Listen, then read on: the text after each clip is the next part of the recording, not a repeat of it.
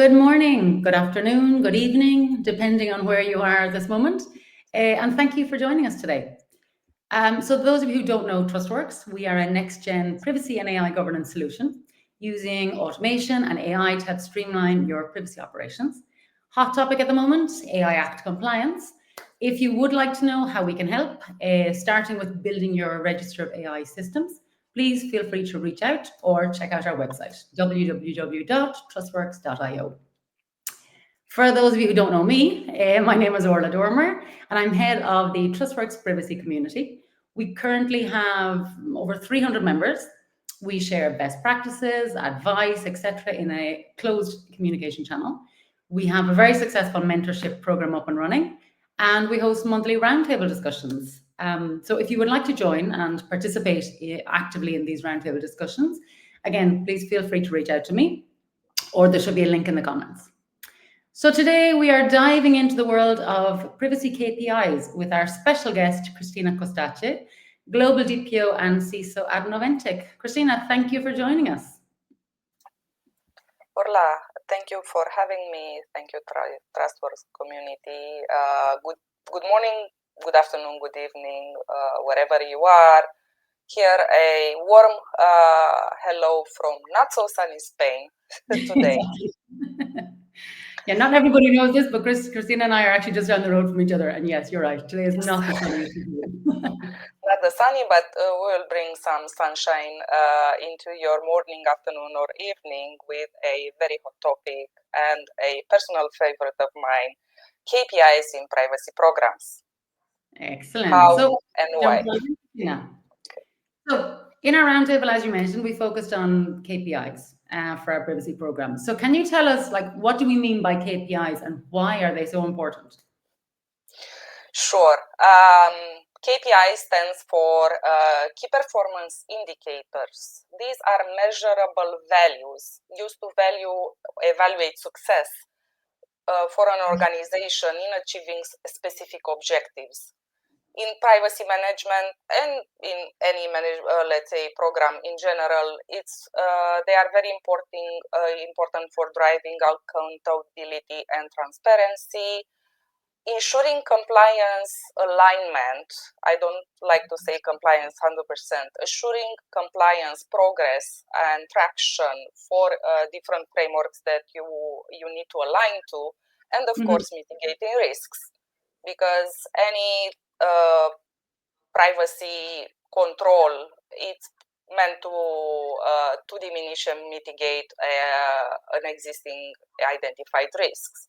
KPIs help organizations quantify their privacy efforts, track performance, and ensure privacy initiatives align with regulatory and business objectives. And very, very important, I think KPIs in privacy programs make privacy programs and initiatives explainable to the key stakeholders and to the business in general. Okay, excellent. Yeah, I see what you mean. And obviously that helps when it comes to justifying investment, because that's one of the biggest challenges that I think all privacy teams have in common, is struggling to get the investment and the resources they need. So this is a key factor to be able to help there. Okay, sure. Please go ahead. So how should privacy professionals approach this? How should they approach developing their KPIs? Usually it is a pretty much standard life cycle to identify, develop, implement, monitor, evaluate, and improve. Now, on the identifications stage, depending on where your organization is, you either need to identify what has been done in the past or up until now and see whether it is still relevant for the current environment, or if it's just at the beginning of the road, identify a framework to leverage in order to define what would be the objectives, what would be the controls, what would be the top 10 key activities you need to promote in order to drive compliance or to progress within your maturity. Then post-identification, you need to go to the development stage. Yes, we have identified a a risk or a framework. Now, what KPIs would be aligned with that risk, with that control, in order to make it measurable? For example, transparency. Yes, I don't think we need any explanation around why transparency is so important. Okay, how do we put this into an action? Transparency, one of the components would be privacy notice. Yes, we need to deliver a privacy notice to a data subjects. Privacy notice coverage. Let's say that we have 20, 100, 200 websites. How many of the websites have a privacy notice in place? Okay. That would be let's say, a numeric or quantitative KPI. Or if you are in further down the journey, you can say how many of the privacy notices that are posted on those websites align with the company standards. Hopefully the company has identified a standard on all the things a privacy notice should contain. Then implement. Okay, we take to the implementation. First, let's say the monitoring. You can either do it via, let's say, manual. You just go and check, or you have a tool that keeps monitoring the presence of the privacy notice within the websites, and then gives you let's say, a dashboard or measure of how much you have aligned to what you said. Okay. This would include the monitoring and, of course, evaluate and improve. At a certain point, you may decide that, as I said, the quantitative is not enough and you need to go to the qualitative. So not how much it is covered, but how much from what is covered, it's actually what you want to see on your website. Okay. Okay. Identify, develop, implement, monitor, and evaluate and improve. And then you start again. And I think that's a key one, the end, the evaluate and improve. This isn't a one-stop shop. This isn't a do it once, then repeat. You do need to iterate on it as you go along. It is a journey. So compliance in general, privacy compliance, especially with all the complexities, everything is changing. Everything is new. We live in a digital economy. It is a journey. And if you have defined KPIs that align with the reality of the market, of the jurisdictions, and of your business, you will be capable of driving this progress through the years.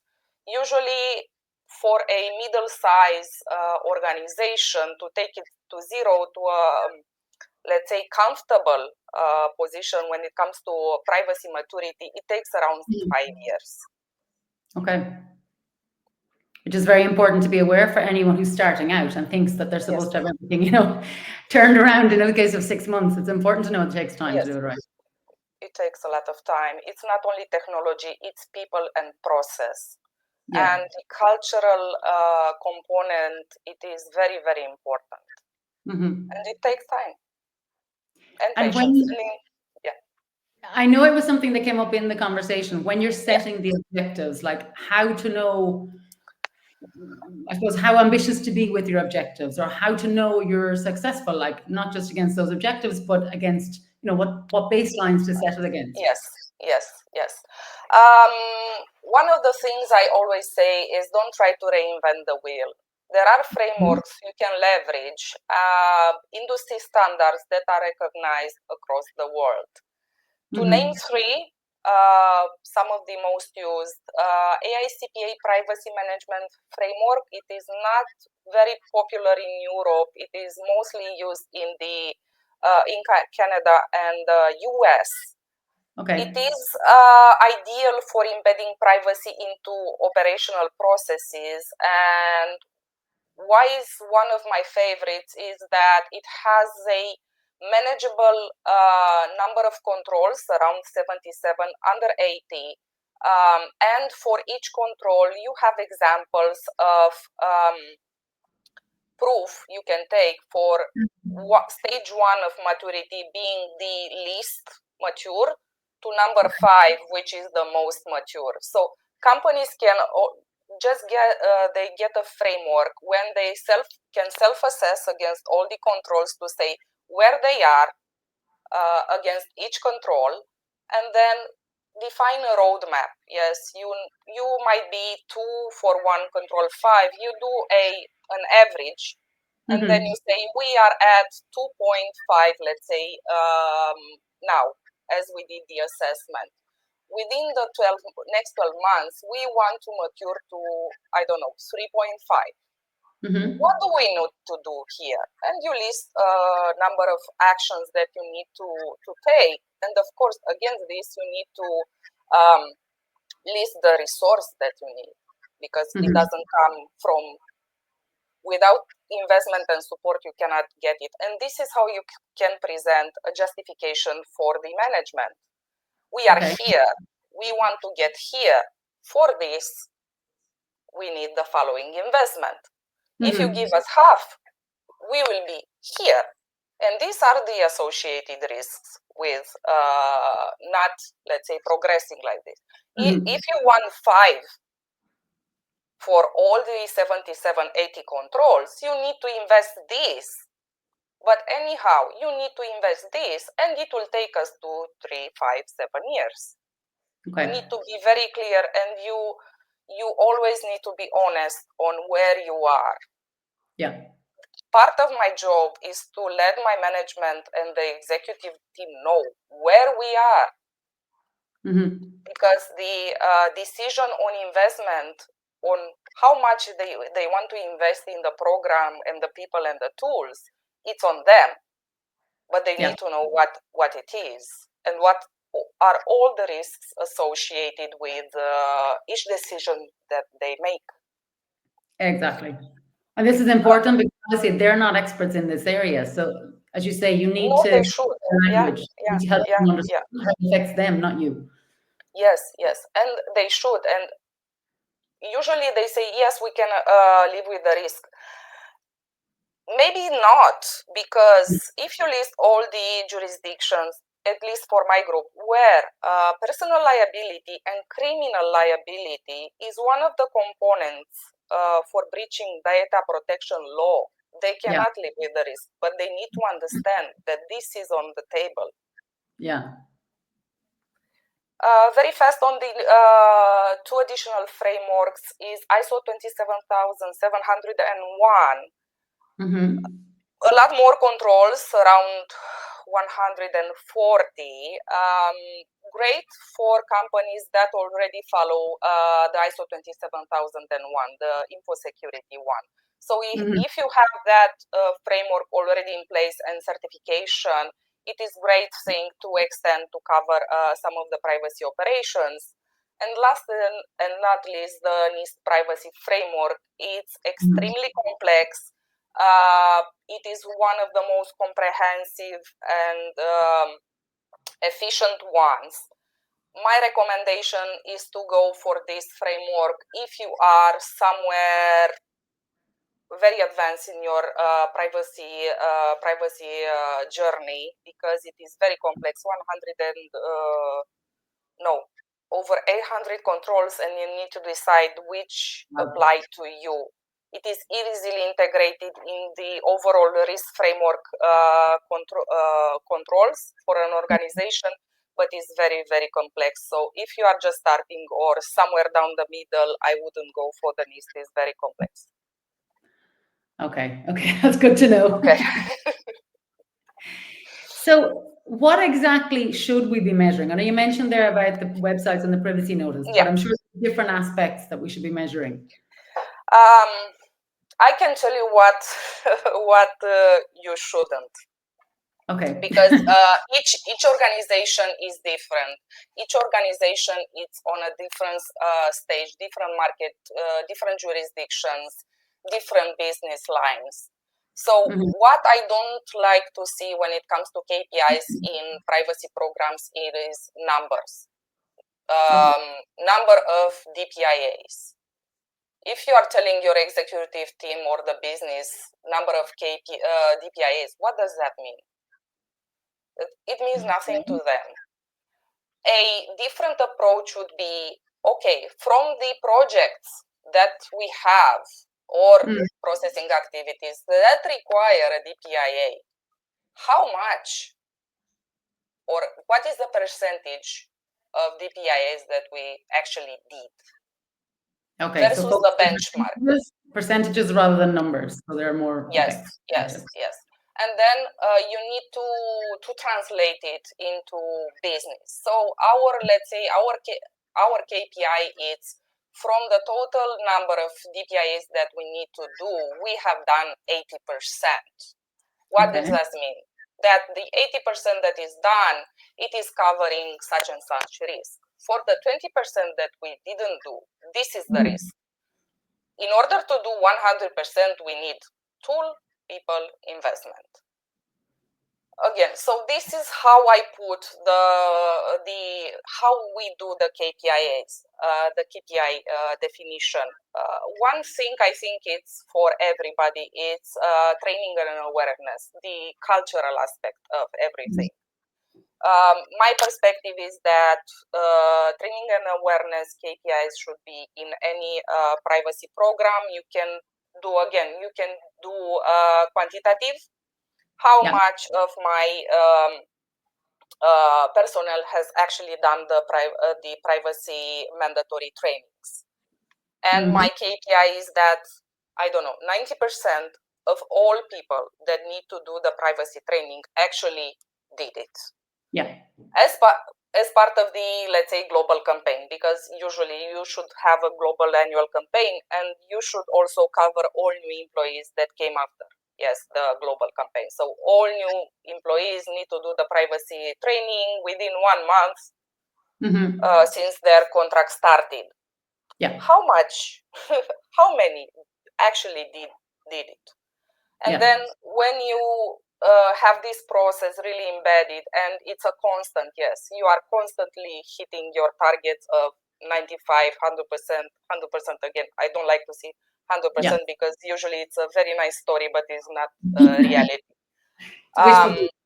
It's wishful thinking. You can never do it for different reasons. You should always set something that is actually achievable. Yeah. You can go to qualitative. Okay, I know that all the people that I said will do the training, or at least 95% have done the training. Now, how many did actually understand? And you can test. This is a key thing actually in our last roundtable discussion we talked about. And we focused on training and awareness, but one of the key things was that it's not just about the numbers of how many people actually sat the training and ticked the box. The question is, how many of them actually learned from it and are putting it into practice, and how to also measure that? How do you tell when people have actually done the training and taken it in and are actually putting it into practice in their day-to-day? Yes. You test them. Yeah. Well, you either, let's say, easiest from my perspective would be phishing campaigns. And in phishing campaigns, let's say one example is we test the resistance to click, but we also have phishing simulations when we invite our users to submit some personal data. Yeah. Okay, let's say that companies don't have the tools, the technical tools to actually do the phishing simulation or this kind of automated qualitative assessment of how much their colleagues understood. You can ask a couple of your friends to test the first respondents to see whether people in your organization really understand what a data subject access request is. So identification, and then how much it took for the request to actually get to the person that should get this kind of requests, or test the security in the building if you have physical locations. So there are many inventive ways to test the employees to understand whether the training is efficient. Because again, I don't think it's only on employees. It's only the employee's responsibility. You need to test the efficiency of your own training. Exactly. As a part of the program. Yeah. Yeah. Okay, so training is one. What else would we need to be testing? Testing. Regulatory alignment is also one of the my favorites. Not really, maybe not really relevant for Europe, for small organizations. So where let's say, is very visible in jurisdictions where you have a legal obligation to appoint a DPO or equivalent, you can test and measure. Is not so evident when you have 5-10 jurisdictions, but when you have 70, 80, 100 countries where regulatory requirements differ, you need to have this kind of tracking. Okay, how many countries have the legal obligation to appoint a DPO or equivalent? From these countries, in how many you actually appointed one? And what is the, let's say, acceptable percentage of non-alignment? Is it 100%?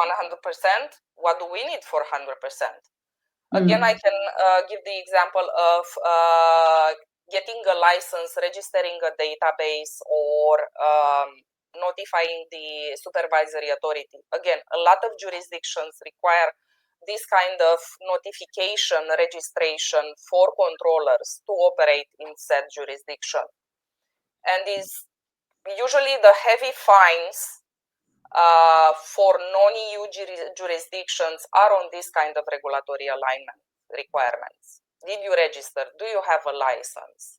Okay.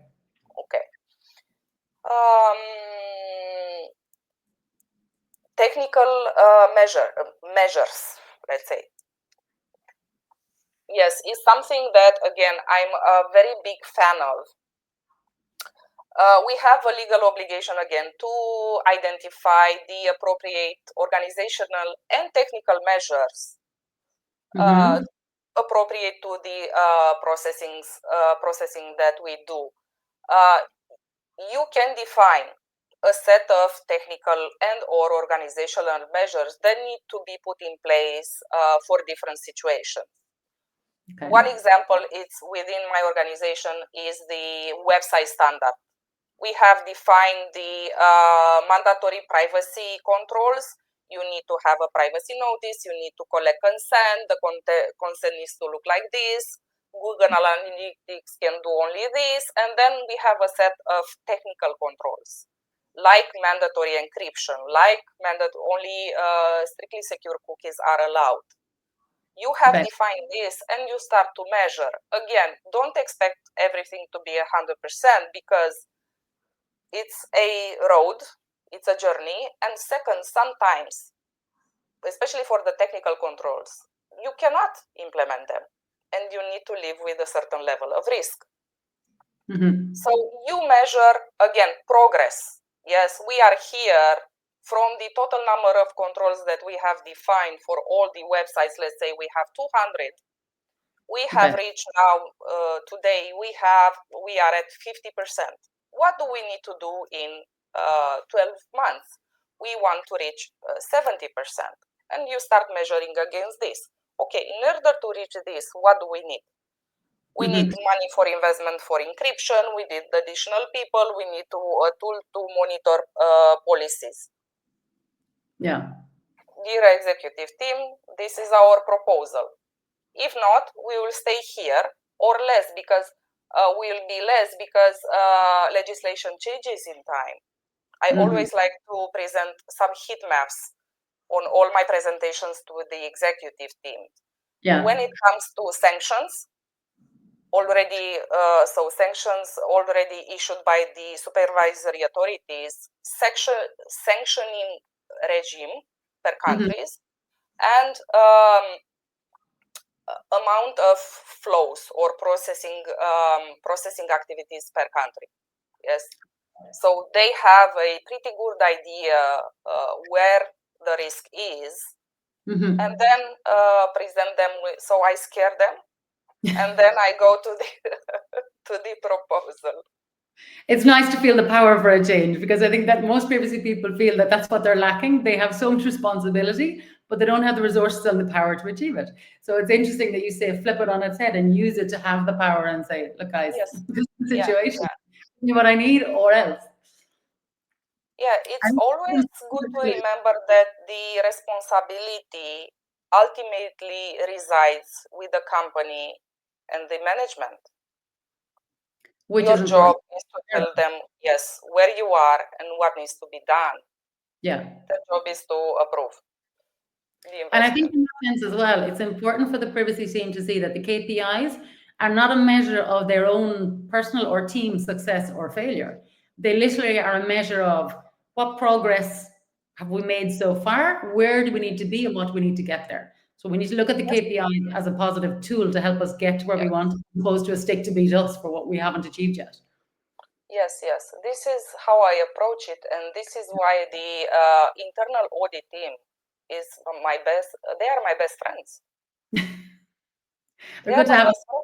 Yeah. Excellent.